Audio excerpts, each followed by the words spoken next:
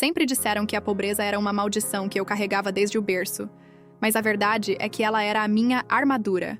Para todos que me viam, eu era apenas Clara, a moça da roça, sem um tostão, que de alguma forma conseguiu fisgar o herdeiro de uma das maiores fortunas do país. Eles sussurravam, riam e me olhavam com pena e desprezo. A mãe do meu noivo, em especial, adorava me lembrar do abismo que nos separava.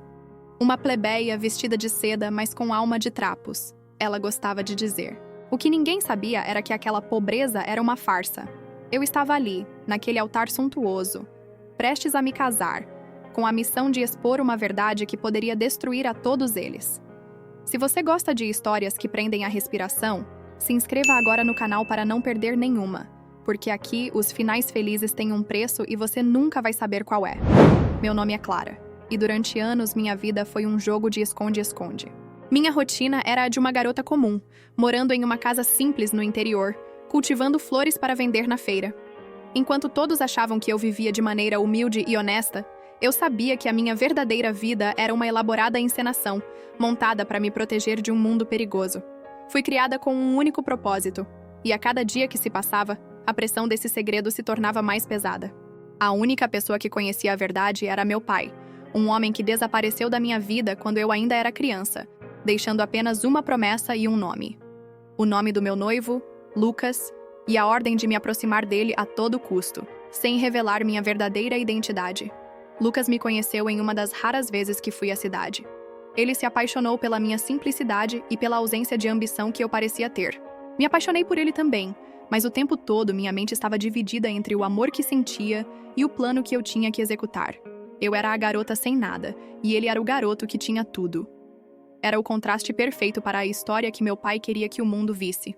O casamento para o mundo era o meu ingresso na alta sociedade, mas para mim, era o ponto final de uma jornada que eu estava cansada de percorrer. Por trás das paredes de uma pequena casa de madeira, eu carregava o segredo do meu nascimento. Para o mundo, eu era uma órfã de mãe, criada por um pai que mal se lembrava de mim. Mas por dentro, eu era a herdeira de um império que a família do meu noivo havia roubado. Meu pai não estava desaparecido. Ele estava escondido, em exílio, planejando a nossa vingança. Ele era o sócio original e majoritário da empresa da família de Lucas. O pai de Lucas, junto com seu pai, havia arquitetado um plano para expulsar meu pai do negócio, deixando-o com quase nada. Eles manipularam documentos, falsificaram assinaturas e me roubaram o futuro que me pertencia. Meu pai, um homem brilhante e resiliente, não aceitou a derrota. Ele passou anos acumulando provas, observando de longe e se comunicando comigo através de mensagens codificadas em cartas antigas. Ele me ensinou sobre o mundo dos negócios, sobre a história da empresa e, mais importante, sobre os pontos fracos da família do meu noivo. A minha pobreza era a forma de disfarçar quem eu realmente era. Eles nunca suspeitariam de uma garota humilde. Eu era a arma silenciosa. A vingança para o meu pai era mais importante do que qualquer outra coisa. Ele queria justiça, e eu era o seu instrumento. Tudo mudou no dia em que a mãe de Lucas, em um ataque de fúria, me jogou na cara que eu nunca seria digna do filho dela. Ela me chamou de parasita, de interesseira e de várias outras coisas piores, tudo na frente de convidados, durante um jantar de noivado. Foi nesse momento que percebi que a minha humildade não era mais suficiente. A farsa que eu vivia já não me protegia, apenas me expunha ao ridículo. Lucas me defendeu, mas a dor e a humilhação me atingiram em cheio. A partir daquele momento, a minha missão não era mais apenas cumprir o desejo do meu pai. Era também por mim, para defender a minha dignidade e o meu futuro.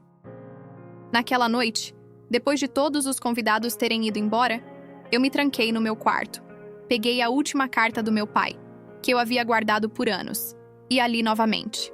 Nela, ele dizia: "Quando a dor for maior que o medo, a vitória estará mais próxima do que você imagina." Foi então que decidi que não podia mais esperar. A hora da verdade havia chegado. O casamento não seria apenas o final da minha jornada, mas o início da vingança. Eu sabia que precisava me armar com mais do que o segredo que eu carregava. Eu precisava de coragem. E a mãe de Lucas, com sua arrogância, me deu a coragem que eu precisava. Eu não podia mais ficar parada. Então comecei a coletar as últimas informações para o meu plano. Eu passei a observar cada detalhe, cada conversa, cada gesto da família do meu noivo. O pai de Lucas, que sempre me tratou com uma simpatia fria e calculista, tinha um escritório particular em casa, onde passava a maior parte do tempo. Minha estratégia era encontrar o cofre que meu pai havia me dito existir lá, com todas as provas originais. Aos poucos, meu noivado virou a minha única forma de sobrevivência. Eu me tornei uma detetive. Durante as festas de noivado, me aproximava dos funcionários mais antigos da casa, aqueles que não tinham medo de falar sobre o passado. Um dos mordomos, que havia trabalhado para a família de Lucas por mais de 40 anos, me contou sobre um incêndio que havia acontecido na casa anos atrás, no mesmo período em que meu pai foi expulso da empresa. Segundo ele, o pai de Lucas havia se recusado a chamar os bombeiros imediatamente, alegando que estava tentando salvar documentos importantes. Era a peça que faltava no quebra-cabeça. Eu tinha a data exata. Com essa informação, comecei a pesquisar sobre o incêndio em jornais e registros públicos. Descobri que a casa não tinha seguro e que a investigação do incêndio foi arquivada rapidamente. Era claro que algo estava sendo escondido. A cada dia, eu me aprofundava mais na teia de mentiras daquela família. Conheci o contador, o advogado e até mesmo o jardineiro que, sem querer, revelou a localização de um alçapão no escritório do pai de Lucas. A minha fachada de moça ingênua me deu acesso a informações que ninguém mais conseguiria. Eu me tornava invisível para eles, e isso me dava uma vantagem inestimável. Enquanto isso, eu tinha que continuar fingindo que era a noiva perfeita. Tinha que sorrir para a mãe de Lucas, que me tratava com desprezo, e agir como se não me importasse. A cada humilhação, a minha determinação aumentava. Eu sabia que a minha hora de revidar estava chegando. As noites eram longas, passadas em claro, montando o plano. Eu criei um roteiro para o dia do casamento, cada passo, cada fala, tudo calculado para expor a verdade no momento certo. A pressão era imensa, mas a dor do passado era maior. Naquela noite, a noite do ensaio do casamento, quando eu estava me arrumando para a cerimônia, percebi que era agora ou nunca. O pai de Lucas, visivelmente nervoso, estava trancado em seu escritório, com a porta ligeiramente aberta.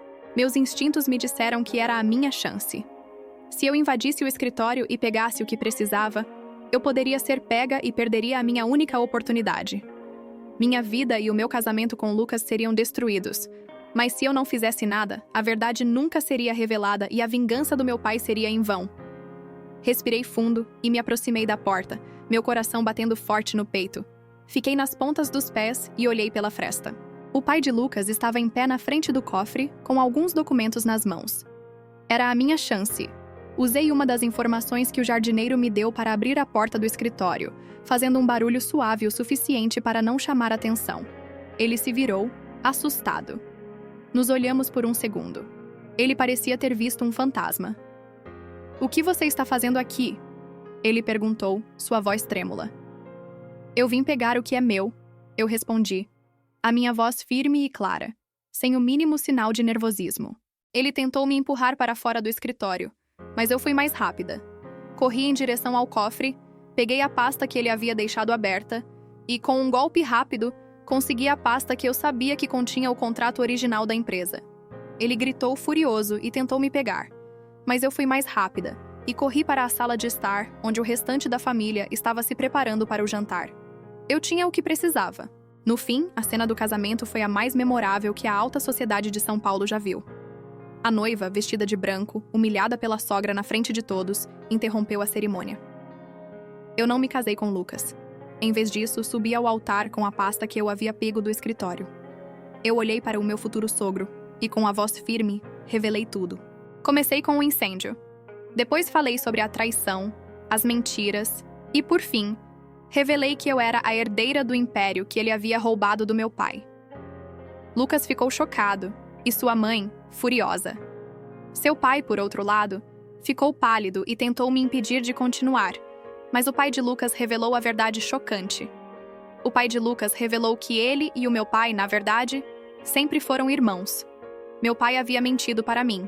Ele não queria vingança, ele queria que eu me aproximasse de Lucas e descobrisse a verdade por mim mesma. Ele e o pai de Lucas estavam sendo ameaçados por um grupo de investidores que haviam se infiltrado na empresa para tentar roubar tudo. Meus pais, meu pai biológico e o pai de Lucas, estavam trabalhando juntos o tempo todo para me proteger e para expor a máfia que se instalou na empresa. Meus dias deixaram de ser uma farsa, e pela primeira vez eu me senti livre para ser quem eu realmente era. A herdeira de um império, a filha de um homem que me amava e de um homem que me protegia. Foi assim que descobri que o amor e a família podem vir das formas mais inesperadas, e que a verdade, por mais dolorosa que seja, é o caminho para a liberdade. Hoje eu sei que a pobreza não é uma maldição, mas uma escolha que pode nos proteger do mal. Porque, no fim, as maiores fortunas não são feitas de dinheiro, mas de coragem, dignidade e, acima de tudo, do amor da família. A história da noiva humilhada por ser pobre se tornou a história da herdeira que se uniu à sua família e revelou a verdade, provando que a verdadeira riqueza não está nas contas bancárias, mas na honestidade e no caráter. Até a próxima história!